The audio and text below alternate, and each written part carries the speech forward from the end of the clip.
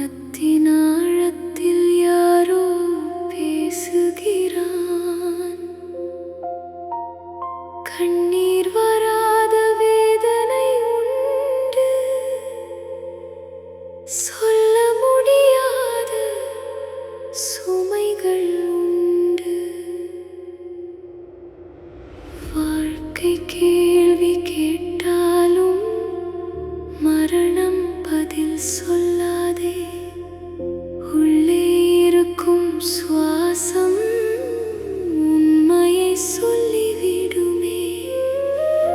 இறக்கவே இல்லை கடவுள், உன் உள்ளத்தில் மூச்சாய் நிற்கிறான்.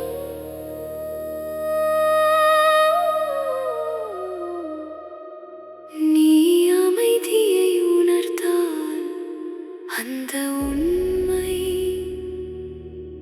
உன்னுள் விழித்திரும்.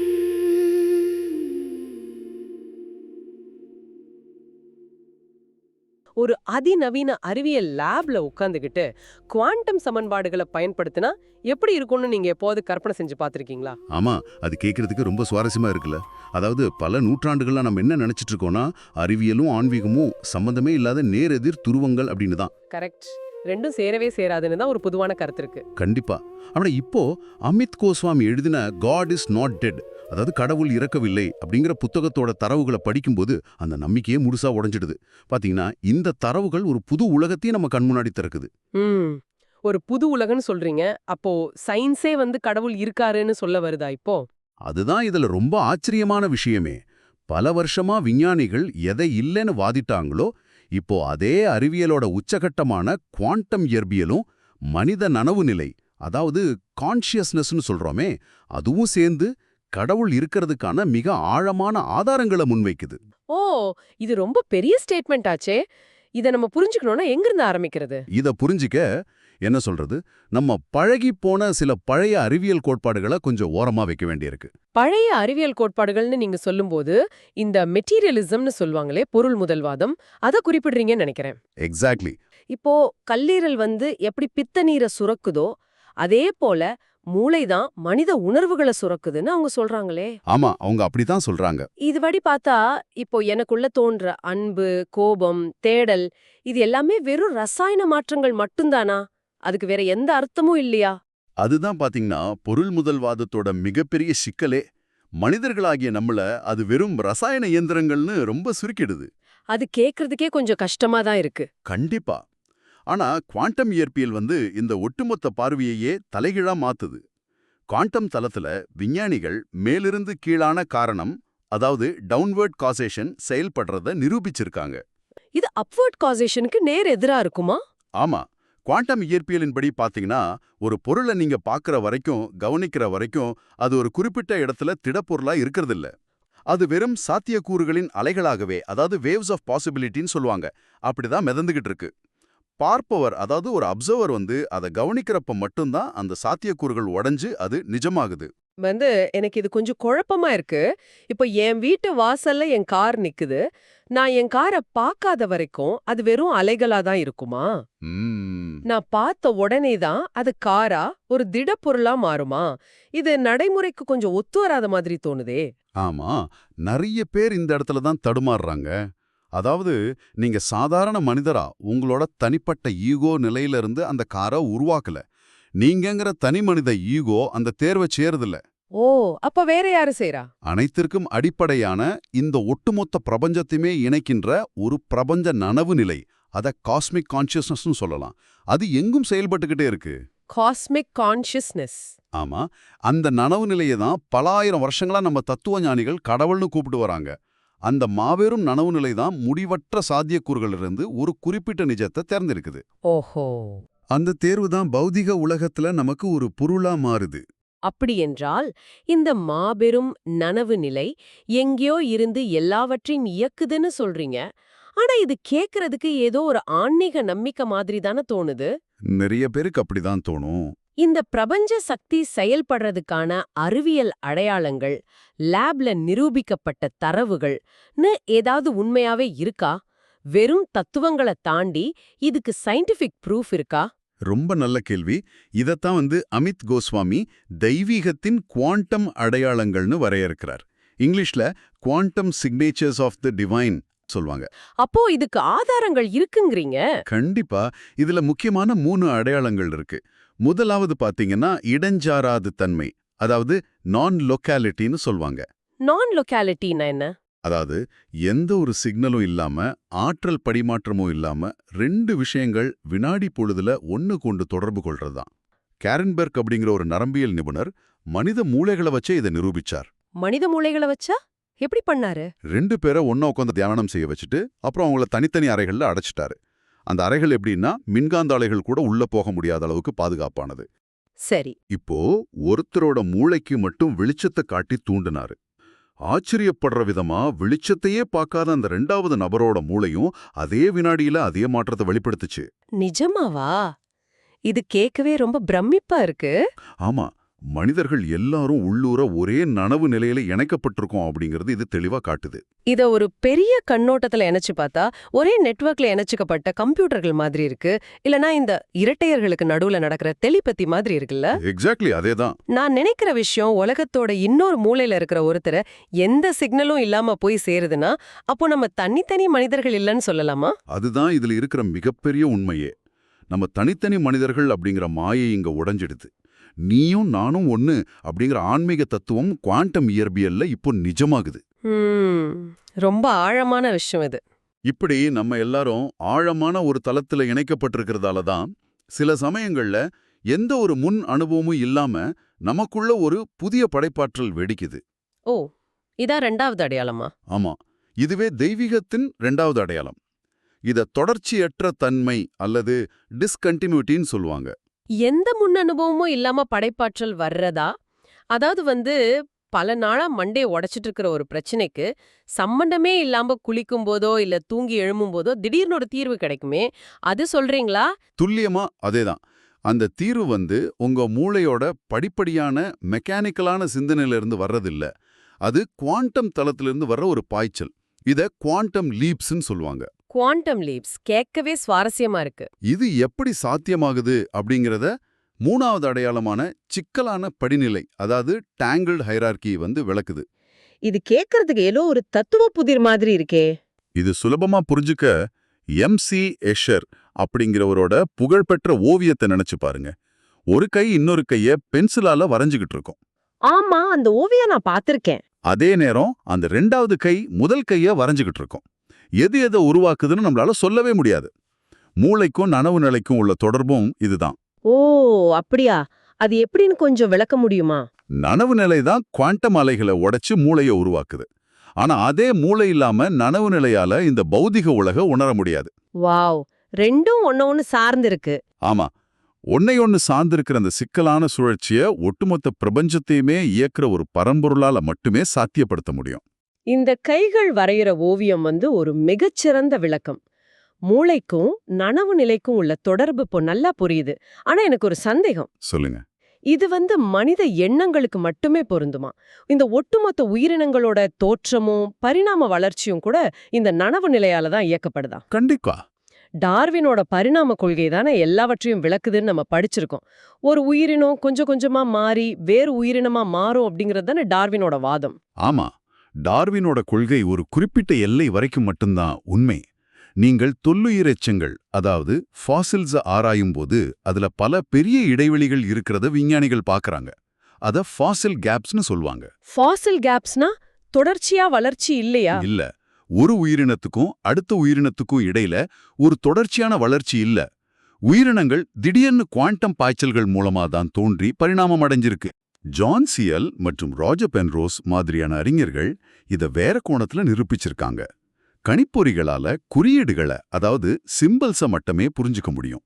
அதால அர்த்தத்தை, மீனிங்க சுயமா உருவாக்க முடியாது. கரெக்ட். கம்ப்யூட்டருக்கு மீனிங் தெரியாது. அதே போலதான் வெறும் ரசாயன பொருட்களால உயிரோட அர்த்தத்தையே உருவாக்க முடியாது. அப்போ அந்த அர்த்தம் எங்கிருந்து வருது? அந்த புதிய உயிரினங்கள்லாம் எப்படி உருவாகுது? குவாண்டம் நனவு நிலையானது உயிர் சக்தி, அதாவது வைட்டல் பாடி மற்றும் பரிணாம வரைபடங்களை பயன்படுத்தி தான் உயிர்களை படைக்குது. பரிணாம வரைபடங்களா? அதுனா என்ன? இப்போ ஒரு கட்டடத்துக்கு எப்படி ஆர்கிடெக்ட் வரைகிற ப்ளூ பிரிண்ட் தேவையோ அப்படி ஒவ்வொரு உயிருக்கும் ஒரு குவாண்டம் ப்ளூ பிரிண்ட் இருக்கு. இத மார்ஃபோஜெனடிக் ஃபீல்ட்ஸ்னு சொல்வாங்க. ஓஹோ. அந்த நினைவு நிலை இந்த வரைபடத்தை பயன்படுத்தி திடீர் குவாண்டம் பாய்ச்சல்கள் மூலமா புதிய உயிரினங்களை உருவாக்குது. இது ஏதோ குருட்டுத்தனமான ரசாயன விபத்து கிடையாது. ஒரு நிமிஷம். இது கொஞ்சம் சிக்கலான வாதமா இருக்கு. உயிரினங்கள் உருவாக ஒரு மாபெரும் ப்ளூ பிரிண்ட் இருக்கு, எல்லாமே குவாண்டம் பாய்ச்சல் மூலமா திட்டமிட்டு நடக்குதுன்னு சொல்றீங்க. ஆமா. அப்படின்னா பல மில்லியன் வருஷங்களுக்கு முன்னாடி வாழ்ந்த டைனோசர்களை அழிக்க ஏன் வானத்திலிருந்து ஒரு விண்கல் விழணும்? அது வெறும் தற்செயலான விபத்து இல்லையா? இதுல எங்க பிரபஞ்ச நினைவு நிலையோட திட்டம் இருக்கு? தாம் படைச்சதை தானே அழிக்க ஏன் கடவுள் ஒரு விண்கல்ல வீசணும்? இது ஒரு நியாயமான கேள்விதான். வெளிப்பார்வைக்கு அது ஒரு தற்செயலான விபத்து மாதிரி தான் தோணும். ஆனா இதுக்கும் பின்னாடியும் ஒரு ஆழமான விதி இருக்கு. என்ன விதி அது? உளவியலாளர் கார்ல் ஜங் முன்வைத்த ஒத்திசைவு அல்லது சிங்க்ரோனிசிட்டி அப்படிங்கிற கோட்பாடு இதுக்கு விடையளிக்குது. சிங்க்ரோனிசிட்டியா? அதாவது சிங்க்ரோனிசிட்டினா எந்த ஒரு வெளிப்படையான காரண காரிய தொடர்பும் இல்லாம ஆனா ரொம்ப ஆழமான அர்த்தத்தோட ரெண்டு நிகழ்வுகள் ஒரே நேரத்துல நடக்கிறது. ஓ, கோயின்சிடன்ஸ் மாதிரிங்களா? கோயின்சிடன்ஸை விட ரொம்ப ஆழமானது. இப்போ பாத்தீங்கன்னா டைனோசர்கள் அழிஞ்ச அதே காலகட்டத்துல தான் பாலூட்டிகள், அதாவது மேமல்ஸ், மிக வேகமா பரிணாம வளர்ச்சி அடைய தொடங்குச்சு. சரி. வெளிப்புறத்துல நடக்கிற ஒரு பேரிடரும், அதாவது விண்கல் விழுறதும், உள்ளுக்குள் உயிரினங்களோட மரபணுக்கள்ல நடக்கிற படைப்பாற்றலும், அதாவது பாலூட்டிகளோட தோற்றமும் ஒரே நேரத்துல ஒத்திசைவா நிகழ்ந்திருக்கு. வாவ். நனவு நிலை தன்னுடைய அடுத்த கட்ட உயர்ந்த பரிணாமத்தை அடையறதுக்காக நடத்தின ஒரு மாபெரும் குவாண்டம் பாய்ச்சல் தான் இது. அதாவது வெளியுலகத்துல நடக்கிற ஒரு பேரிடரும் உள்ளுக்குள்ள நடக்கிற பரிணாம வளர்ச்சியும் ஒரே நேரத்துல ஒத்துசேவா நடக்குதுங்கிறீங்க. இத கேட்கவே ரொம்ப பிரமிப்பா இருக்கு. ஆமா. ஆனா ஒரு நிமிஷம். இந்த ஆழமான தத்துவங்கள் எல்லாம் லேபரேட்டரிக்குள்ள பேச ரொம்ப அழகா இருக்கும். நம்ம கொஞ்சம் நிஜ உலகத்துக்கு வருவோம். கண்டிப்பா. இன்னைக்கு நம்மள சுத்தி வறுமை, வேலைவாய்ப்பின்மை, போர்கள், பொருளாதார போராட்டங்கள்னு நிறைய பிரச்சனைகள் மடிஞ்சு கிடக்கு. இந்த குவாண்டம் அறிவியல் ஒரு சாமானிய மனிதனோட அன்றாட வலிகளுக்கு எப்படி ஒரு தீர்வா அமையும்? ரொம்ப முக்கியமான கேள்வி இது. இன்னைக்கு மனித சமூகம் சந்திக்கிற மிகப்பெரிய நெருக்கடியை அர்த்தம் இழப்பதுதான். இங்கிலீஷ்ல இத கிரைசிஸ் ஆஃப் மீனிங்னு சொல்லுவாங்க. அர்த்தம் இழக்கிறானா? எனக்கு கொஞ்சம் புரியல. அதாவது பொருள் முதல்வாத அறிவியல் என்ன சொல்லுச்சுன்னா, எல்லாமே வெறும் ரசாயன மாற்றம் தான், நாம எல்லாரும் வெறும் இயந்திரங்கள்னு சொல்லி மனித வாழ்க்கையின் மீதான அர்த்தத்தை முழுமையா அழிச்சிடுச்சு. ஓ, நாம ஏன் வாழ்றோங்கிற அந்த பர்பஸ் இல்லாம போயிடுச்சுன்னு சொல்றீங்களா? இன்றைய சமூகம் தீவிரவாதம், வன்முறை, அன்பில்லாமை, அப்புறம் முடங்கிப் போன மனித ஆற்றல்னு பல பயங்கரமான மனச்சிக்கல்களை எதிர்கொள்ளுது. அந்த அர்த்தத்தை நாம எங்க தொலைஞ்சோம்? ஏன் இந்த தலைமுறை இவ்வளவு மன அழுத்தத்துல இருக்கு? ஏன்னா மனிதனுக்கு வெறும் பௌதிக உடல், அதாவது பிசிக்கல் பாடி மட்டுமே இருக்குன்னு நாம ரொம்ப உறுதியா நம்பிட்டோம். ஆனா உண்மை என்னன்னா, மனிதனுக்கு உணர்வுகளுக்கான உடல், வைட்டல் பாடி, அர்த்தத்துக்கான உடல், மென்டல் பாடி, மற்றும் அறநெறிக்கான உடல், சூப்பரமென்டல் பாடி, இதெல்லாமும் இருக்கு. நாம பௌதிக உடலுக்கு தேவையான பணத்தையும் வசதிகளையும் தேடி ஓடிக்கிட்டே இருக்கோம்.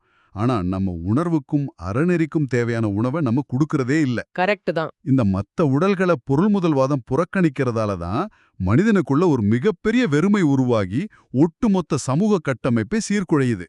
இத பாத்தீங்கன்னா கையில அதிநவீன GPS கருவிய வச்சுக்கிட்டு எங்க போறதுங்கிற இலக்கே தெரியாம தவிச்சிட்டு இருக்கிற ஒரு சமுதாயத்தை போல நாம இருக்கோம்னு சொல்லலாமா? ரொம்ப சரியான உதாரணம். தொழில்நுட்பம் இருக்கு, ஆனா நிம்மதி இல்ல. அப்படியென்றால் இந்த உணர்வுபூர்வமான வலிகளுக்கு என்னதான் தீர்வு?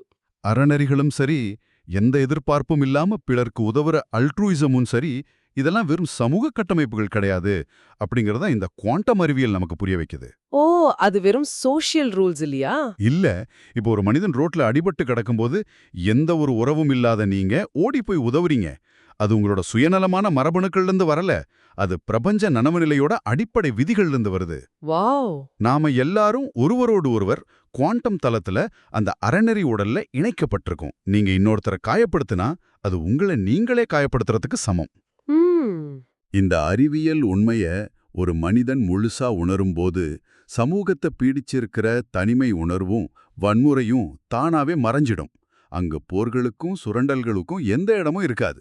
எல்லாரும் குவாண்டம் தளத்துல இணைக்கப்பட்டிருக்கோம் அப்படிங்கிற உண்மை புரிஞ்சா கண்டிப்பா சுரண்டல்கள் இருக்காதுங்கிறது தர்க்க ரீதியா சரியாதான் இருக்கு. ஆமா. ஆனா இத நடைமுறைப்படுத்துறது எப்படின்னு எனக்கு ஒரு கேள்வி வருது. தனி மனிதனா இந்த மாற்றத்தை எப்படி நாம கொண்டு வர்றது? இதுக்கான விடைதான் குவாண்டம் செயல்பாடு. அதாவது குவாண்டம் ஆக்டிவிசம்னு சொல்லுவாங்க. குவாண்டம் ஆக்டிவிசம் அப்படின்னா என்ன? குவாண்டம் செயல்பாடுங்கிறது உலக மாத்துறதுக்கு முன்னாடி தங்கள தாங்களே மாத்திக்கிறது தான். முற்றுமுழுதா ஆன்மீகவாதியா மாறி உலகத்தை விட்டோ சமூக பொறுப்புகளை விட்டோ விலகி ஓட வேண்டிய அவசியம் இல்ல. சரி. அதே சமயம் முற்றிலும் பொருள் முதல்வாதியா மாறி இந்த உலக ஆசைகளையும் தொலைஞ்சு போக வேண்டாம். இது ஒரு நடுத்தர பாதை, மிடில் பாத். ஆனா இதுல ஒரு முரண்பாடு இருக்கிற மாதிரி தெரியுதே. ஆன்மீகவாதிகள் என்ன சொல்வாங்க? எல்லாத்தையும் துறந்துட்டு தியானம் செய்ய சொல்வாங்க. சமூக ஆர்வலர்கள் தெருவை இறங்கி சிஸ்டத்தை எதிர்த்து போராட சொல்வாங்க. ஆமா, இது ரெண்டையும் ஒரே நேரத்துல செய்ய முடியுமா? இது எப்படி சாத்தியம்னு எனக்கு தோணுது. தாராளமா முடியும். நீங்க எந்த துறையில இருந்தாலும் சரி, உங்களோட அன்றாட வாழ்க்கையில இந்த நனவு நிலைய புகுத்த முடியும். ஓ, எப்படின்னு சொல்லுங்களேன். நீங்க ஒரு வணிகரா இருக்கலாம், இல்ல ஆசிரியரா இருக்கலாம், இல்லனா ஒரு தொழிலாளியா கூட இருக்கலாம். நீங்க செய்யற செயல ஒரு கர்மா யோகமா செய்யுங்க. கர்மா யோகம்? ஆமா, பொருள் ஈட்டுறது தப்பில்ல. ஆனா நீங்க எடுக்கிற முடிவுகள் உங்க தனிப்பட்ட ஈகோவை மட்டும் திருப்திப்படுத்தாம ஒட்டுமொத்த பிரபஞ்சத்தோட பரிணாம வளர்ச்சிக்கும் உதவுற மாதிரி இருக்கணும். ரொம்ப அழகான ஒரு கருத்து. உங்க அக உலக, அதாவது இன்னர் வேர்ல்ட மாத்தாம புற உலகம் மாத்தவே முடியாது. அதுதான் உங்களுக்கான உண்மையான தர்மம். அறிவியல் மற்றும் ஆன்மீகம் இந்த ரெண்டும் ஒண்ணுக்கொன்னு முரண்பட்டவே இல்ல. ரெண்டும் ஒரே நாணயத்தோட இரு பக்கங்கள் தான் அப்படிங்கறத இன்றைய ஆழமான ஆய்வின் மூலமா நாம நல்லாவே புரிஞ்சுக்கிட்டோம். கண்டிப்பா. குவாண்டம் இயற்பியல் வெறும் சமன்பாடுகளை மட்டும் போடுறதில்ல. நாம தனித்தனி இயந்திரங்கள் கிடையாது. நாம எல்லாரும் ஒரு மாபெரும் நனவு நிலையோட ஒருங்கிணைந்த பகுதிகள் அப்படிங்கறத அது ரொம்ப ஆழமா நிரூபிக்குது. பிரபஞ்சத்தோட ஒவ்வொரு அணுவிலையும் ஒவ்வொரு படைப்பாற்றல் மிக்க பாய்ச்சல்லையும் அந்த மாபெரும் நனவு நிலை செயல்பட்டுக்கிட்டே தான் இருக்கு. பழைய அறிவியல் நம்மள வெறும் பார்வையாளர்களா மட்டும்தான் பார்த்துச்சு. ஆனா புதிய குவாண்டம் அறிவியல் நம்மள படைப்பாளிகளா பாக்குது. இந்த உலகத்தை அமைக்கிற பொறுப்பு நம்ம ஒவ்வொருத்தரோட கைகள்லயும் கொடுக்கப்பட்டிருக்கு. நேயர்களே, இன்னைக்கு நாம பேசின இந்த ஆழமான விஷயங்கள் உங்க சிந்தனையில பல புதிய கேள்விகளை எழுப்பியிருக்கும்னு நான் நம்புறேன். இந்த உரையாடலோட நடுல நம்ம ஒரு விஷயத்தை குறிப்பிட்டோம். ஆமா, ஒரு பொருளை நீங்க கவனிக்கும் போது அது சாத்தியக்கூறுகள்ல இருந்து நிஜமா மாறுதுன்னு நம்ம சொன்னோம். நம்ம அனைவருமே சாத்தியக்கூறுகளை நிஜமா மாத்திர ஆற்றல் கொண்ட படைப்பாளிகள் அப்படின்னா உங்களுக்கான ஒரு இறுதி சிந்தனை இதுதான். நாளை காலையில நீங்க கண் விழிக்கும் போது உங்க வாழ்க்கையில பயம், பிரிவினை மற்றும் வெறுப்பு அப்படிங்கிற சாத்தியத்தை தேர்ந்தெடுக்க போறீங்களா? இல்லைன்னா அன்பு, கருணை மற்றும் பிரபஞ்ச ஒருங்கிணைப்பு அப்படிங்கிற குவாண்டம் சாத்தியத்தை உங்க நிஜமா மாத்த போறீங்களா? நீங்களே சிந்தியுங்கள்.